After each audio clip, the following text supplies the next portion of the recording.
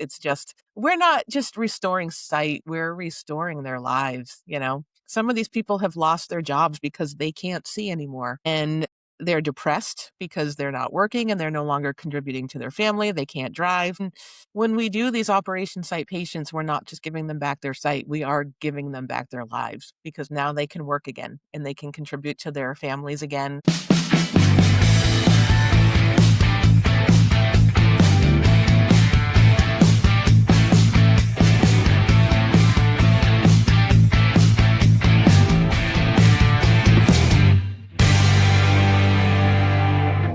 Welcome to Season 3 of the Ophthalmology Experience powered by Boost Patients.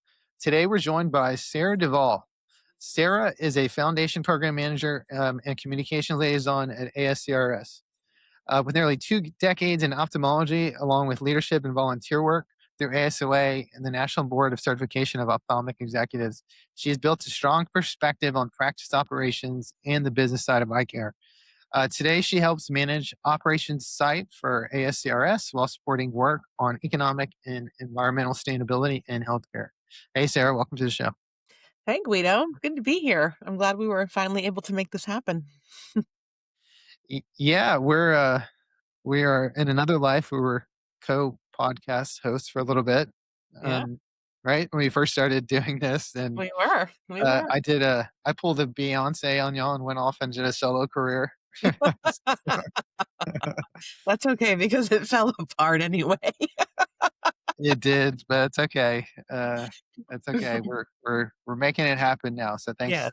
thanks for Yeah. joining. And since then, you've been doing some cool stuff. So I really wanted to just kind of pick your brain and hear about all the good things that you're doing. And specifically, when I'm just at the last ASCRS meeting and got a chance to be part of the Party for a Purpose and try to raise money for the things that you guys are doing, and that was super fun. Yeah. And just to see the passion of how all the people involved, how they really work to try to continue to help support such a great cause, which is really cool. So Yes. understanding from your perspective, kind of how that works and how others can help. I'm just really curious. I wanted to pick your brain. But Yeah. for those people that I guess don't know you, can you do just a quick background on yourself, like how you got into ophthalmology and how you got into what you're doing now? Sure. So I sort of just fell into ophthalmology in 2001, right out of college. I interviewed to be a technician, and I ended up being a refractive surgery coordinator instead. And to this day, I still say that was probably my favorite job. I loved that job. But in the 18 years, I think it was, that I was in the same practice, I just sort of always made it my business to learn many different aspects. So I did the refractive surgery, I became a technician and got my COA certification. I Mm. did fluorescein and angiography, I did cataract surgery counseling, I did some marketing, and then when I left in 2023, I was, sort of front office admin. So I joined ASCRS as the program manager of Operation Site. And what Operation Site is, Guido, is patients all across the country, with the exception of South Carolina, who are US citizens or permanent residents who live within 250% of the federal poverty level and who are uninsured or underinsured. So, for example, they have Medicare Part A only, which covers zero, of course, toward cataract surgery. Those folks can apply to Operation Site. And then, if they're approved, we match them with volunteer surgeons who are in their communities as close to their home as possible, and they do the charitable surgery. Um, so the reason we don't do South Carolina is because Operation Site was actually born in South Carolina by Carrie Solomon and a couple other surgeons, and then ASCRS sort of took that model and made it nationwide. But Operation Site South Carolina still exists. So Okay. yeah, so if we have a patient in South Carolina, we refer them to the OG, the Operation Site South Carolina, but I handle the rest of the country. And how big is it? Like how many surgeons participate? Well, I mean, we have a volunteer list of about 800 volunteer surgeons. It sort of ebbs and flows. Some of them aren't really necessarily as active anymore. Um, and we do around 1,000 to 1,200 charitable surgeries per year. So, if I may, I will tell you a little bit more about that. With Operation Site, there are a few models. So, we actually have a grantee program. If a practice has uh, a, a foundation, 501(c)(3) charitable foundation, they can apply to be an Operation Site grantee. So, what happens then is twice a year, we are granting them money that they can use throughout the year to offset their charitable care.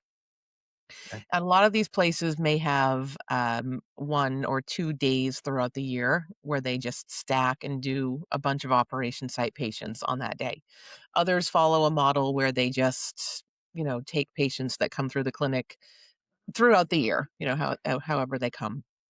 Um, the other way of doing Operation Site is patients will find us probably organically through a Google search because they need help with cataract surgery. And I do all the work, the administrative work to vet them. I have to look at their financials and vet them. And then if they're qualified, I start reaching out to my network of those 800 volunteer surgeons to find somebody who can do the surgery for them. Okay. That's Yeah. great.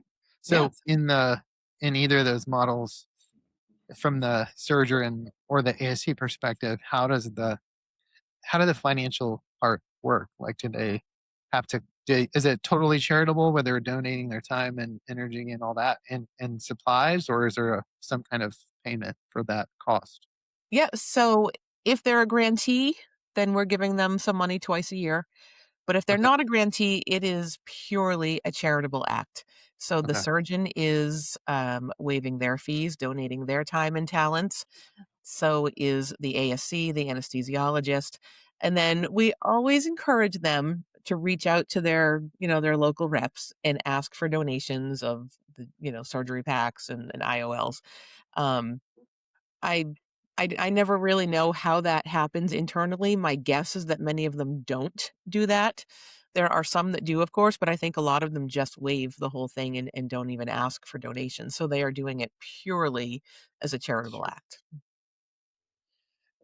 Yeah, and I'm sure the doctors who are doing that are gaining a lot more of it than from doing it than what it's costing them to do. I know their time is super important, but can you talk a little bit about why a surgeon who all of our surgeons in the across the country, I'm sure, are super busy doing cataract surgery. It's not like we can pile anything else on top of what they're doing, and so Mhm. I'm sure you hear that kind of excuse or whatever whenever you're asking people, "I can't do it. I'm too busy. Got Yeah. too much."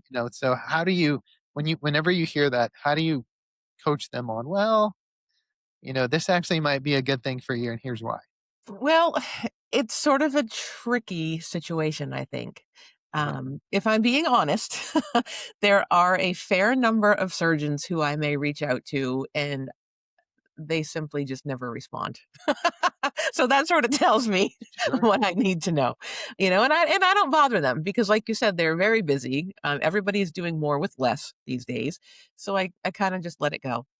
Um, there are some that will reply and say, "Oh, well, I don't own my own surgery center anymore," Mhm. or "We've been bought out by PE, and I'm not sure that they would want to do it." So, in those cases, I will simply make an offer to go to the administration of the ASC themselves, or is there somebody in the PE group that I could talk to? I don't want to do a hard sell basically, but if I could go and help them by doing that, making that conversation with somebody else to see if we can make it work, it's certainly worth it, and I will do it.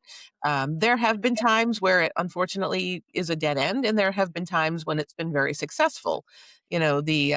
The owner of the surgical center, whether it was PE or just a hospital setting, they've been very open to the conversation, and they have actually in the end donated their time and their services. So It's kind of a tricky situation. Sure. We don't want to do a hard sell, but if they're open to a conversation, it does sometimes come to fruition. And so that's great. But then, you got to be careful. You don't want to be asking them too many times. Maybe once a year. Well, Mhm. persistence pays off, right? Yeah, it In does. the But, right in the right way. working in the practice though, I have Yeah. had yeah, I kind of know how doctors The other side. work and how things can work and having the benefit of having worked in a practice. So sometimes you have to tread lightly. I understand. Have you ever seen examples where, you know, there's a surgeon who was kind of waffling, you kind of had to reach out a few times. You got them signed up and they participated and they said, "Oh my gosh, like that was so rewarding. I'm so happy to be a part of this." Like actually changes their life for a positive where maybe there's some surgeons out there who thinking to themselves, "I don't have time. I just like where am I finding the motivation to do this?" And we all want to do good, but sometimes all that other stuff gets in the way. Like have you ever seen someone's life change for the better because they're giving their time and themselves to do this? Yes, the first person that comes to mind is Dr. Jeff Levinson in Jacksonville, Florida. He is an operation site grantee in full disclosure, but even if he wasn't, he would still do charitable care and partner with Operation Site. And we had a foundation symposium actually at the recent ASCRS meeting, and it was talking about domestic humanitarian care.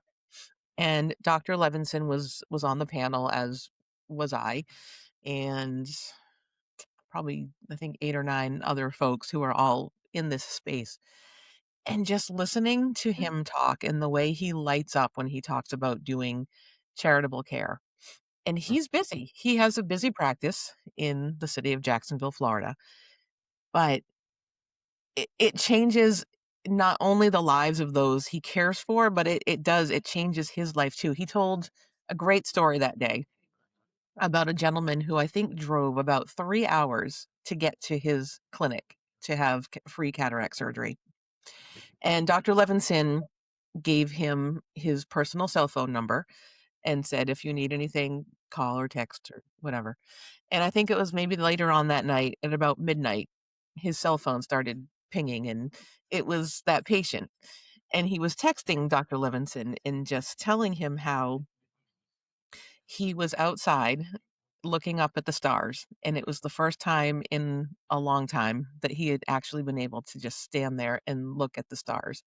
And Dr. Levinson, as he tells the story, he said that he was so moved by that that he got out of bed and he went out and he stared up at the stars too, and he felt like they were probably even more beautiful to him than they were to that patient.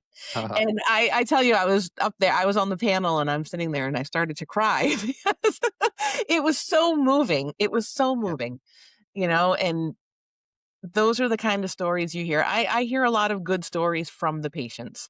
I've received cards in the mail, cookie bouquets, very nice emails Mm. from patients, but it's not too often that I hear a really moving story from the surgeons, even though I know that they enjoy doing the work, because if they didn't, they wouldn't Yeah. keep answering the call when I ask them. But to hear that, it's like, ah, that is what it's all about. And, as he points out, really doing good like this is probably the best marketing that you can do. It's money in the bank, Yeah. because people are seeing that you're a good practice to go to because you really care about your fellow man. And it's That's a great point. yeah. Yeah, sure. Well, yeah, I think that's awesome. I think if we in the world could figure out more ways to help each other, I think we Mhm. would all feel a little better about ourselves and be a little bit more productive because of it. It's hard though. I get it. It becomes really hard in the daily grind to It yeah, and absolutely. and I'm assuming that the need for this exceeds the capacity, right? Y- Yes. This is a very, very busy job. Some days I feel like I can barely keep my head above water because there are so many applicants, and I'm at the mercy of the surgeons. I can approve you for surgery, but I always feel like they have to sort of temper their expectations because unfortunately being accepted into the program is not a guarantee of surgery because I can't, make a surgeon do the work. So Right. like, great, you're accepted into operation site, but now I need to find a surgeon who has the time and the capacity to accept you into their practice. And they're working these patients into their normal clinic and into their normal surgical schedule. But still, when they're booking surgery 4, 5, 6 months out, it Mhm. it makes it hard, and I understand that. So, Right. yes, to answer your question, the need definitely does exceed the capacity sometimes, and it's heartbreaking. I want to help them all. Um, Hey, this is Boost Patients with a short break from your podcast. We are here to help you book more consults, and we do that by reaching out to your patients super fast and effectively through several different forms of communication to make sure we touch base with them when they're thinking about you and convert your consults at a higher level, getting patients in the door so that you can continue to grow your revenue. We are here and excited to help you. Take a look at our website, boostpatients.com. Book a time to meet with us so we can learn about your practice and how we can work together. We look forward to speaking to you. And now, back to your podcast. What yeah. can so the practice administrators and the business teams, what can they do to help support the cause and help their surgeons participate, or what are things? What do you suggest? Well, the first thing that they could do is to reach out to me, and um, I'll give people the website, and perhaps you can put it in the show notes as Sure. well. But it is operationsiteusa.org. And if you go to that website, it's different than the ASCRS Foundation website. This is a microsite that's all about Operation Site. You can register to be a volunteer surgeon from there. You can see some patient testimonials, and you can actually contact me that way as well. And I'd be more than happy to talk to any surgeon or technician who might hear this and think maybe I could talk to my practice admin, whoever. Reach out to me and we can have a conversation. Um, and I can, talk to you about how we can support you in getting started. And the more surgeons that we can get to join this movement, the better. And I mean, there are certain areas of the country, Guido, where I get so many applicants. And it's okay because I have a lot of surgeons. Let's say Texas, for example. I get a Mhm. lot of applicants in Texas, but it's okay because I have a lot of volunteer surgeons in Texas. But there's other areas of the country, Colorado, for example, Nevada.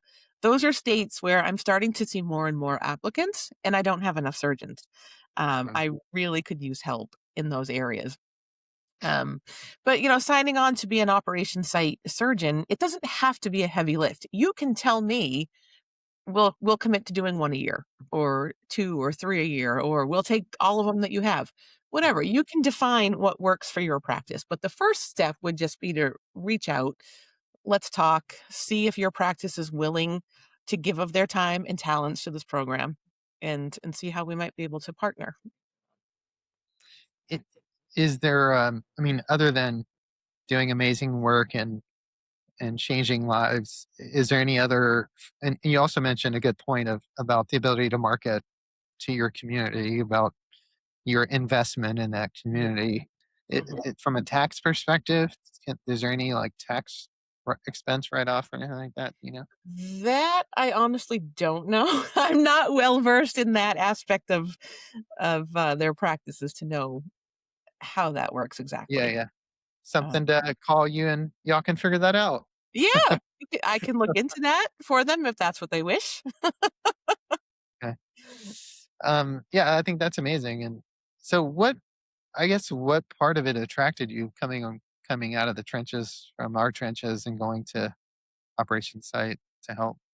Well, it was really sort of a selfish move in that I was feeling like I needed a change. I had sort of outgrown the practice I was in. There really wasn't anywhere else for me to go up at that point in time.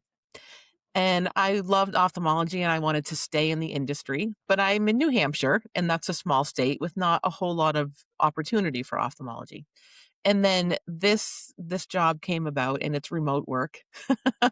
Mhm. So I threw my hat in the ring and got the job. And I have to tell you, it has been the best career move for me. It's just been so incredibly rewarding. There were other jobs maybe that I applied for and was not given the job, and it worked out how it should because I know that I'm where I should be.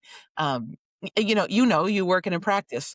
Sometimes the patients are a little grumpy or entitled, and when it comes to cataract surgery, they look at it as um, what am I trying to say? Like it's not a problem for them, but it's a Mhm. nuisance, right? They have to come in for Yeah. the pre-ops and they have to do the post-ops and it cramps their style. The charitable side of eye care though, it's just these patients are so incredibly grateful and they're so just wonderful.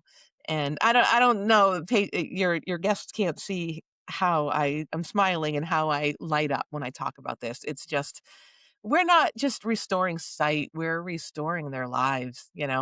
Some of these people have lost their jobs because they can't see anymore, and they're depressed because they're not working and they're no longer contributing to their family, they can't drive. And when we do these operation site patients, we're not just giving them back their sight, we are giving them back their lives because now they can work again and they can contribute to their families again. And I think one of the things that maybe is not talked about enough is the way that it negatively impacts these patients' mental health when they can't see. So another to talk about Dr. Levinson again, he has another quote that I love, where his wife teases him that most of the time he is restoring sight to the slightly blurry. But when he does an operation sight patient, he is restoring sight to the blind. And that is such a great way of summing it up. And it's such a Awesome. wonderful program. That's awesome. Yeah. Yeah. As you're talking, I'm thinking like, how can we help you get more people? Have you seen those? Have you seen those ads for $19 a month for almost anything and everything? Like that pull at your heartstrings, like all the like St. Jude's and everything. It's Oh, yeah, or like the $19 a month. FPCA or Yeah. Somehow they got my algorithm and I see them all. So my Yes. wife's like, I feel like we give $19 a month to everybody in the country. But Well, we don't have a we have you don't ever have a thought, program do you have quite like any that, but yeah, any internal, I mean, I think when you see the impact that it can have and you see the surgeons that are excited about it, talk about it, yeah. definitely, something to consider. Have you ever, because I was just wondering, like, how do you market that other than through the official channels like with Yeah. ASCRS and stuff like that? We we don't do a whole lot of, marketing to the masses, really. Mhm. I would say most of the quote unquote marketing that we do is just really social media, and most of that is geared toward our fellow, people in the ophthalmic industry, soliciting donations, of course, Mhm. and also just trying to get surgeons to get on board. Um, I've been at this job for about 2.5 years now, and it hasn't happened overnight, but I do feel recently that there's been a change. I think there's some momentum kind of starting to get behind this movement. I think we are starting to get the word out more. I'm seeing a lot more excitement around it. Um, and so, even just getting the word out to patients, or rather people in the industry who know about us and then can tell their patients, oh, you Mhm. need cataract surgery and you can't afford it, go to operation site. Um, so yeah, there's not a whole lot of marketing. It's mostly just talking to our peers within the ophthalmic industry. Yeah. And just, from the flip side, you said you've been working with some applicants and trying to get people qualified for the program. I'm sure you've seen and dealt with some of the barriers to getting site restoring cataract surgery. What are Mhm. some of the things that you see that are most prevalent when you see patients and you work with them, other than financial? Like, what are some of the barriers for patients getting that care? Transportation barriers sometimes. A lot of these people that we're working with really are the poorest of the poor. They Mhm. may live sort of in the middle of nowhere and they may not have transportation, whether they don't own a vehicle or they do, but they're alone and they can't see well enough to drive. So that's a barrier, just getting them to the appointments that they need. Um, Also, though, a lot of them I think they really are alone. So they Mm. just don't have the support system to get them. And these are things that I know I take for granted. I shouldn't, but I do, right? I have a really good support system and I can't imagine being in those shoes. And this has been very eye-opening to me to think of these barriers that I would never consider barriers, but they are. Some of these people I talk to on the phone, I feel sometimes like I might be the only person they talk to all day. They just don't have a support system to help them, to Mm. help them navigate whether it's applying for insurance or getting the care they need on the regular. Um, so Yeah, yeah. and it, like you said, the problem's not getting any better. And Mm-mm. as you were talking No. to, I was thinking about how do you. So now I'm doing some pro bono work for you, Sarah, trying to figure out how to get you more surgeons. it's it seems like a newer surgeon, this should be a no-brainer. Like your Mhm. schedules aren't as busy yet. You're really trying to get throughput to refine your technique and get and many newer surgeons in the millennial age group are, and we did a podcast way back on different generations and how they, different values. So we're going Yes, back you're to right. that We as did. far as doing good for the community at large, and Mhm. taking on projects that are just overall for the better of all of us. So do y'all ever do any like new surgeon recruiting for Operation Site? Because to me, it's like, I don't know. It seems like it all matches that. Right. You're absolutely right. And the younger ones, I think they're a lot more like altruistic, and I think that they're looking to get into practices that do this sort of work, you know. Mhm. Um that is something that we are definitely talking about now that we have a nice solidified team, the ASCRS Foundation, there are 3 of us um Mhm. who do all this work, only 3 of us. But like I said, I've been feeling like there's sort of a shift happening, and it didn't happen overnight, but these sorts of conversations are the things that now that the 3 of us are solidified and we've got a few annual meetings behind us and we're seeing what works and what doesn't work, these are definitely conversations that we're having is how can we best target these younger doctors, these residents, and the ones who are just coming into practice. Sure. Because Okay. you are Well, 100% about that. yes.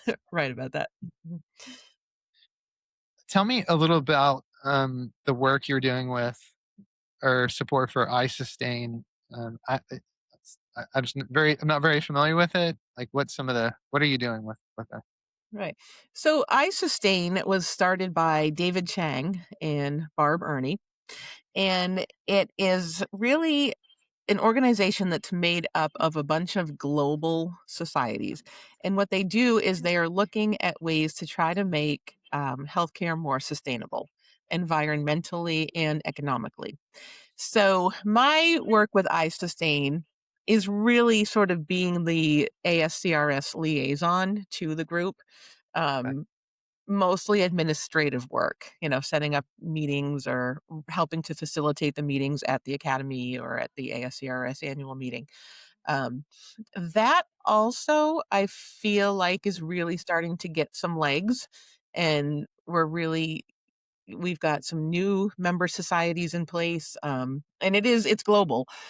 So EU Retina, the Academy, ASCRS, Latin American SCRS, Latamskers, I think they call themselves. The Australian societies. It's great. So these people all are coming together to look at ways to start making healthcare more sustainable. So right now, it really is looking at ophthalmology. Yeah. But I think one of the goals would be to try to attract the attention of some different specialties and get more specialties involved, not just ophthalmology. If anybody wants to learn more about that, it's just isustain.org. There's some really good, interesting information on that website as well. Okay. Yeah. Okay. Very cool. You're just doing tons of great things over there, Sarah. Saving Yeah. the world. It's yeah, saving the world one Saving eye at a sight. time, Guido. No, I'm very I consider myself very fortunate to have found a job that I just love. It is very important work, and I just hope that we can continue to grow it and just get more and more patients treated because the need is not going to go away. So if people want to find you and they want to grow their young surgeons, they Mm, want to grow their name in the community and show how they help support the community, and they want to do what's right and try to help some of these patients, remind everyone, where should they go? sure. It is operationsiteusa.org, or you can actually find some more information about Operation Site and iSustain if you went to ASCRSfoundation.org. Okay. And you can find me on LinkedIn, Sarah Duval. And I'm happy to have any conversation with anybody that's wanting more information about really either one of these ventures, Operation Site or iSustain. Let's have a conversation. I love it. Me Thanks, too. Sarah, for joining. It was cool to connect with you again and Yeah. reminisce on old times of the old podcast back in The the old old days. the old podcast, the old stomping grounds where you got your start, Guido. Right. That's right. Thank you so much for having me. I really, really appreciate it. Any opportunity to spread the word is Absolutely. just wonderful and appreciated. Also, want to take a moment to thank the listeners for joining us today. If you enjoyed the conversations, please make sure to share us with your friends and subscribe and share with your friends on social media. Another shout out to Boost Patients for helping produce the podcast. Boost helps new ophthalmology practices get more new patients without spending a dime on marketing. You can learn more about them at their website at boostpatients.com or check out the show notes. Until next time, have a great week, everyone.